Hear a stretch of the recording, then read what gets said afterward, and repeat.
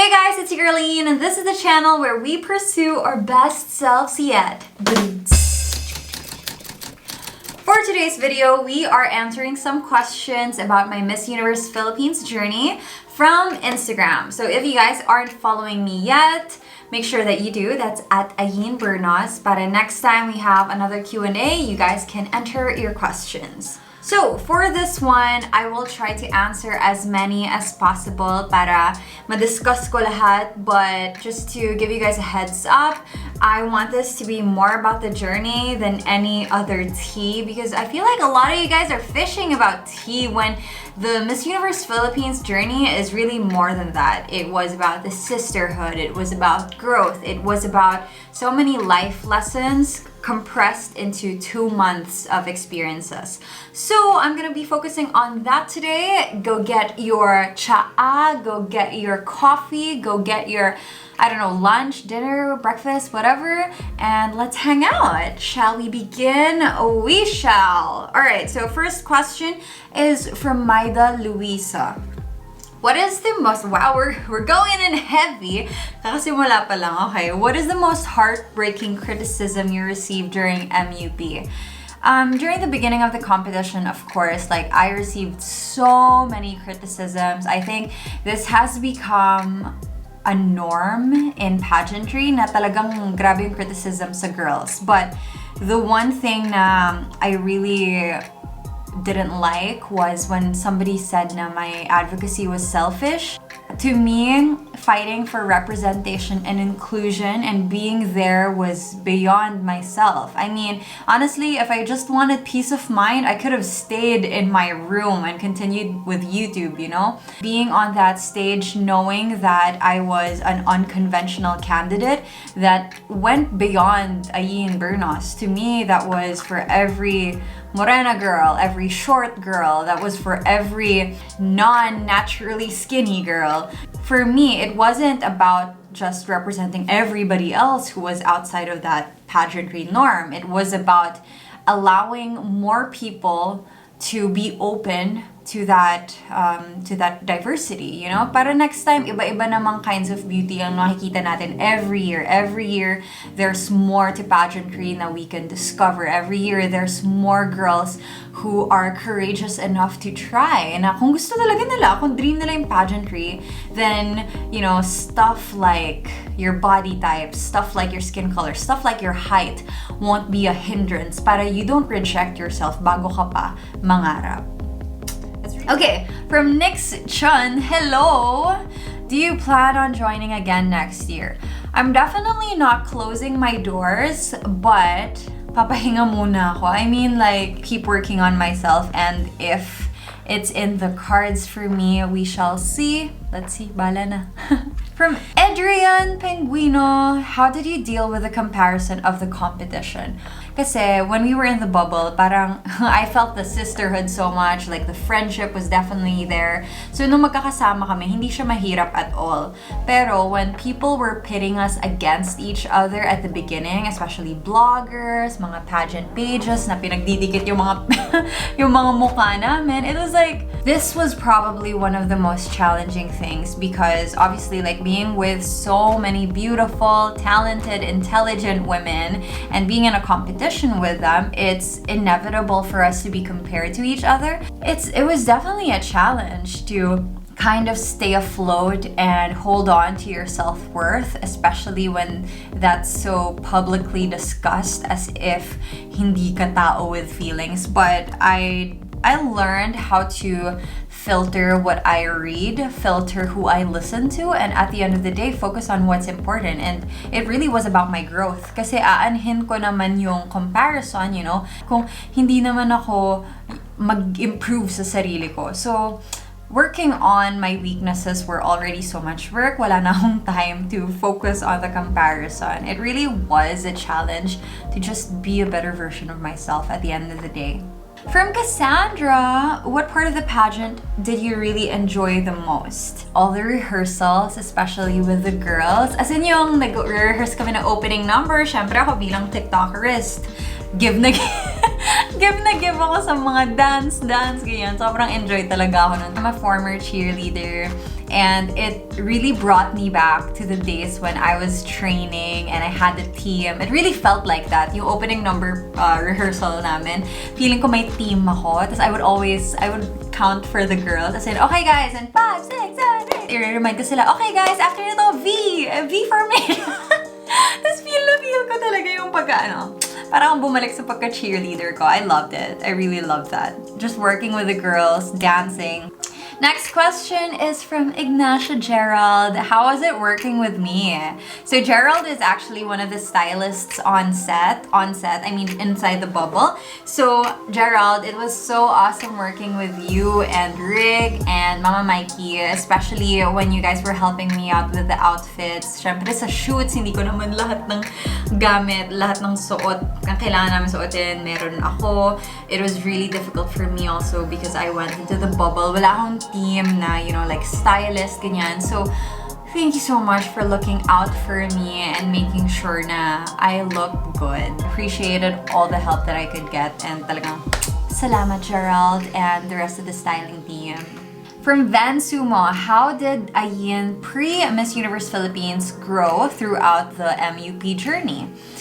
Tumatag talaga yung loob ko because throughout all of this, na-test lahat ng alam ko about self-worth, self-love, self-care, lahat ng binasa ko, inaral ko, pinractice ko. It was tested during this journey. Beauty pageant, it's supposed to be focused on aesthetics, but at the same time, it tested our mental strength, our physical strength. It also tested our intelligence, our wit, our ability to adapt to the different changes. On a more practical level, mas natutunan ko rin how to function in this industry. Because even though I've been a content creator for a while, shoots are quite foreign to me. Makeup is foreign to me. So, ang dami ko talagang inaral and kinailangan matutunan. And I think my Miss Universe Philippines journey allowed me to get better at that. Okay, next question is from Ray Mercado. Biggest realization about pageantry? It's a full-time job. It's definitely a full-time job. I have so much respect for beauty queens, especially those who have given their life to this endeavor.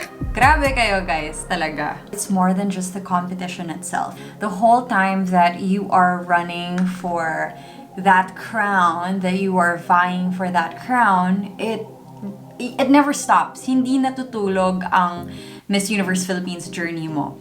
From Elias, sabi niya, sumunod ba family mo sa Bohol? No, it was super last minute kasi. And parang we had like barely a week to plan the whole thing. But sabi ko sa kanila, just stay at home kasi ang dami pang gagawin like RT-PCR, ganyan. Tapos hindi naman lahat makakapunta. And after actually nung pageant, medyo nag-extend pa ako a couple of days because I really wanted to enjoy Bohol and relax and just be by myself for a little bit. So sabi ko, ako na lang. And yeah, I had so much fun kasi I still got to hang out with my MUP sisters and dami pa namin ganap after it. Did you have a slow-mo moment, like when everything around you seemed to slow down and I was just in awe? When San Juan was called during the top 16 announcement, because honestly you guys, hindi ko talaga in-expect because I was second to the last to be called, and for me to be second to the last, that was really San Juan. Tinawag ako for top 16. I was like, oh my god, as in like huminga talaga, as in nakahinga talaga ako, and I was like, yes, thank you Lord. Sobrang nag-slow-mo ako parang slow-mo yung mundo bago ako lumakad going to the center of the stage because I was really, really praying that I could get to top 16 kasi gusto ko talaga bawiin yung performance ko during the prelims. Because honestly, the prelims, I didn't feel so good about myself. So sabi ko, kailangan ko mapakita yung swimsuit, yung evening gown ko na talagang lumaban. So when I got into the top 16, sabi ko, oh my gosh, thank you Lord. At least mapapatunayan ko sarili ko tonight. Such a good moment. What's what's the hardest part of your journey? I think the hardest part of the journey was being off-cam. Because a lot of it, people don't see. So yung daily, for example, daily OOTDs, nakaka-pressure kaya yun? Akala nyo? Akala ko before parang, oh, it's nothing. But gosh, just being a beauty queen 24/7 is probably the hardest thing. I think that was the hardest for me because I'm just so carefree. Alam niyo naman, especially those who have watched my channel since 2016, it was so worth it and it was definitely an experience. And I think I learned so much about myself throughout the process. Pero, na-struggle ako dun, guys. From Dan Bansig, what was one mistake that you think you've done during the journey? Definitely not having a holistic image of what my entire journey would look like from the beginning. I wish na from the beginning, alam ko na kung ano yung gusto kong Ayn Bernos na makita nila on stage. Pero for a lot of people in the pageantry community, hindi naman nila ako kilala. So, hindi ko siya na-communicate through my photo shoots. Alam mo yun, like, I wish na meron akong Ayn concept para mas madali siya ipakilala sa mundo outside of TikTok, outside of YouTube. Is there any scenario that made you feel incompetent during MUP? This is from Slade Ashes. Definitely my preliminary swimsuit competition kasi hindi ako prepared for that experience. First of all, you guys, we filmed it during my birthday. It was my birthday. Imagine birthday ko. Tapos, yun yung first time ko rarampa ever na naka-swimsuit in front of other people. Imagine kung saan nag-check-in yung mga tao, yun yung rampa namin. It was so long. Pero I definitely felt that insecurity or like that feeling of incompetence or inadequacy during that time. Pero that's exactly why sabi ko, I experience this now para pagdating ng finals, okay na ako. And true enough, that's what happened. From Mariano Maricar, I know that you never had regrets in your MUPH journey, but what do you consider as sayang? I keep thinking about what if I had a year to prepare? What if I could have had a longer time to prepare for this? I just keep wondering, ano kaya nangyari? But anyway, okay lang. Okay na lang. From Mia Bautista, how many months of working out did it take you to reach your fitness goal? I started last year. So my birthday last year was when I enrolled. I took my calorie deficit seriously 2 months ago when I joined Miss Universe. Nung nakasali na talaga ako. Fitness mode na talagang I'll be working out consistently. I'd be eating more healthily. And I think it was all in good timing kasi hindi ako nag-crash diet at all. Hi Ayn, I just want to ask what your meal plan is for you to lose weight. Thank you. So I actually have a meal delivery service. They're called Smart Meals Delivery on Instagram. And if you guys want to check that out, I have low carb, high protein meal plan based on my, and this is with my coach. So again, you guys, what works for me might not work for you and it needs to be healthy. At the end of the day, do the sustainable, healthy route. Pero I would still often go over it kasi minsan nagugutom ako. So I'll eat fruits, I'll eat snacks from time to time. Yeah, honestly, no pressure. From Summer Cat, madulas po ba yung stage ng coronation night? Yes! Oh my gosh, ang dulas niya talaga. Ang dulas niya kasi hindi ako sanay sa ganong floor. Or I don't know, ganun ba talaga ang floor sa stage? Hindi ko alam. Ano po yung pinaka-best part being a representative of San Juan? For me, it was making the tourism video and getting to know San Juan even better. So I was really involved with how it all came together kasi I had Nicolo direct like the whole thing. Siya yung creative direction nun, siya yung may idea ng TikTok, ganyan. Fun fact, I actually wrote the script for my tourism videos and writing that parang I feel like it really connected me to the city that I was representing and I really enjoyed it. Have you experienced a lot of bad saying by your co-candidates or siguro like bad mouthing? No, not at all. Totoo yung MUP sisterhood. Sinasabi ko nga, gusto ko maging Miss Jensen ng Miss Universe 2021. Kasi si Miss Jensen last year, di ba si MG? Siya yung life of the party. Sabi ko, gusto ko maging ganon. From J. Pasqua, please share your preparation prior to MEPH for the pasarela. Oh my gosh. So, I actually started my training with Kagandahang Flores. Nakapasok na akong top 100.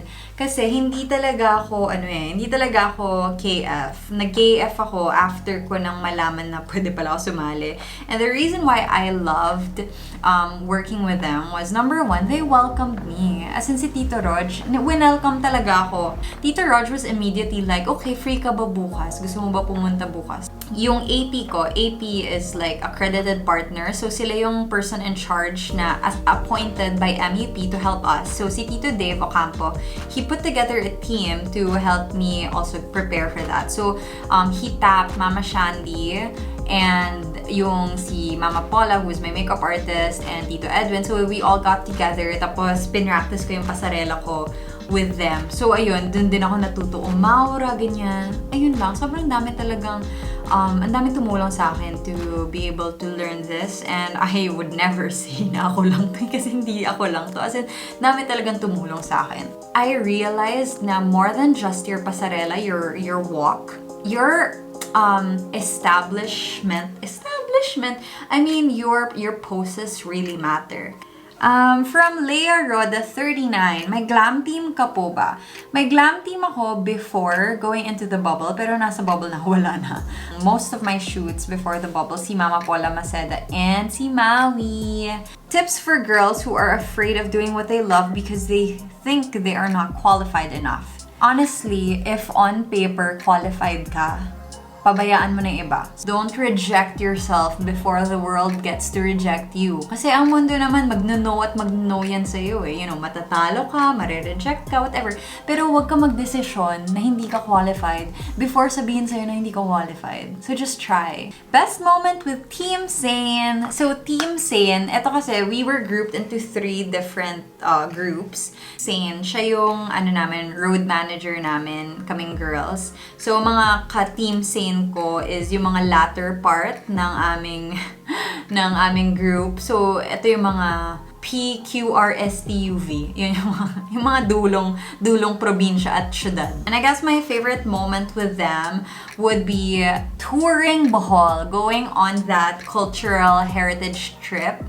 We went to the Punta Cruz Watchtower and then we went to a farm afterwards to eat lunch. It was so fun, mostly because we enjoyed each other's company. Tas may mga pa-TikTok kami, may pasayaw-sayaw kami. I love that so much. Yun talaga yung number 1 ko.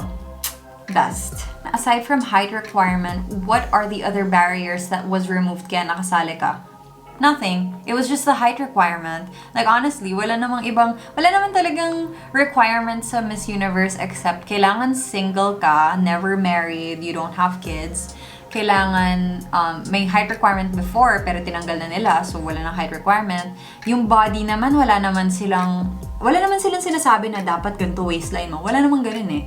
You just need to be confident, you need to apply, you need to go for it.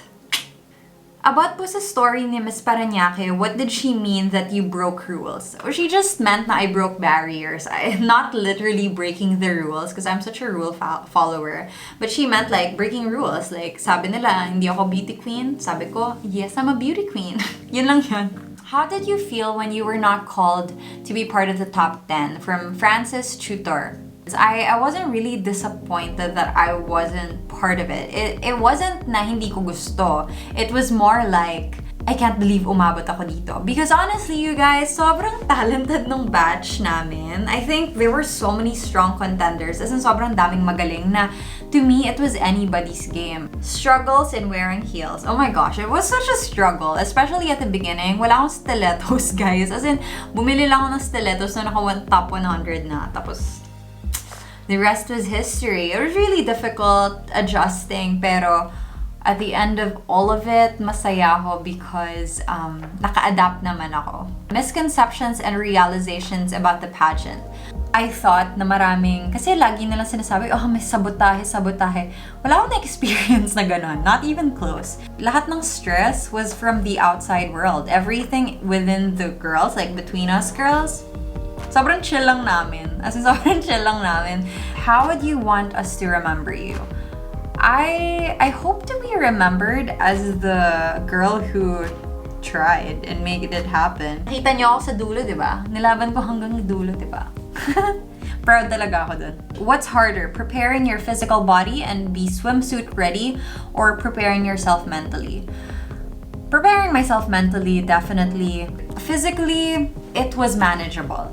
Mentally, I really had to lean on people for support. Kailangan matatag ka talaga dito eh. And I think I was able to survive that because of you guys. Because of those who supported me. The people sa Ayn for MUP Facebook page. Grabe, dun lang talaga ako nagbabasa. Sila lang naman yung importante. And of course, syempre my family na kahit hindi ako sumaling Miss Universe, feeling nila pang Miss Universe ako. And ano po reaction nyo when you watch the vid where na-set aside si Mao? So, merong video sa TikTok. Itsura was I didn't go to Mao. But that wasn't the point. I mean, you guys, Mao and I talked afterwards. I hugged her afterwards. As in, come on, guys. You saw like this short of a video and assumed na hindi kami close or hindi kami friends. Parang, guys, come on. It's a TikTok. Sinong pinakamatangkad? Si Miss Antique. You guys, every time this question is asked, I don't know, iba yung sagot, pero si Miss Antique yung pinakamatangkad sa amin. What would you change in your body part or face if you have a chance to get a cosmetic surgery done? Actually, you guys, I have had plenty of chances to get everything done. I have nothing against people who would choose to have surgery. Nothing against them at all. The whole point of me going into this competition, so I can look like me and be on stage. I wanted to be seen still as the common Filipina who decided to be a beauty queen. I will only want to be Miss Universe if I can be myself in the process. At the end of the day, mas matimbang sa akin yung pagiging strong sa purpose ko, which was to represent the people who see themselves in me. And if I change that, then the purpose will be taken away. And I don't know, like beauty, purpose. From SJ Oracion, who do you think gives the best advice during the competition? What did you learn from her?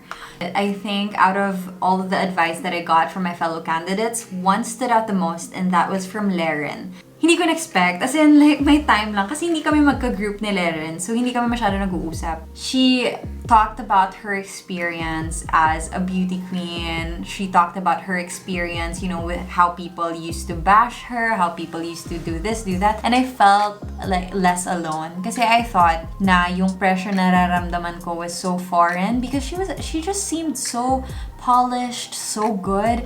Pero when I heard it from her, parang I really felt like may kasama ako dun sa experience na yun. And I really appreciated it. I mean, she didn't have to open up to me, but she did. So it really lifted my spirits, especially that time. Let's make it happen. Did you ever feel insecure being around more experienced queens?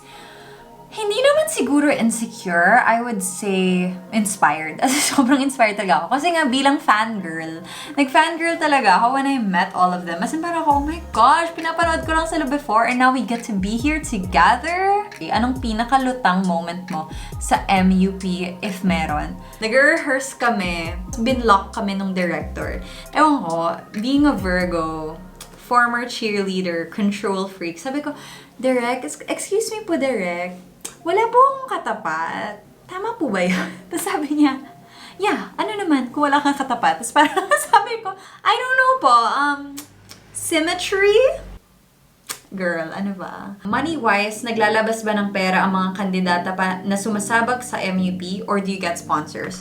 It's a mixture of both. Sometimes you get sponsors, but you also have to pay for a lot of things. I was very blessed because a lot of people helped me out. How are you after the pageant? I am just getting back into my normal life, as in I am working right now and I am thrilled to be doing this again, to be able to have meetings with my team, to be able to catch up with Riza, my podcast co-host, to be home with my dog. As in, I really enjoyed the pageant, but at the same time, I really missed my life. I feel at peace. As in, sobrang... What was the most terrifying thought you had in mind in bikini during the swimsuit round? The most terrifying thing that was in my mind, I was so anxious about slipping or matapilok. Bakit po nawala yung kapa nyo? Nawala siya kasi nung last re-entry namin, I had to put on my sash and it happened so fast na natanggal yung kapa ko. Tapos, it was formation na, it was my time to go. So then, ayoko ma-late. So, the show must go on. Tinuloy ko na lang. Nilaban ko na lang kahit wala akong cape. Okay, ayan. Ang daming questions. I think I'll have to make a part 2, you guys, because it's a lot. Okay, thank you so much, guys, for watching. I'll make another video to continue this chikahan. I hope you stay confident. Bye!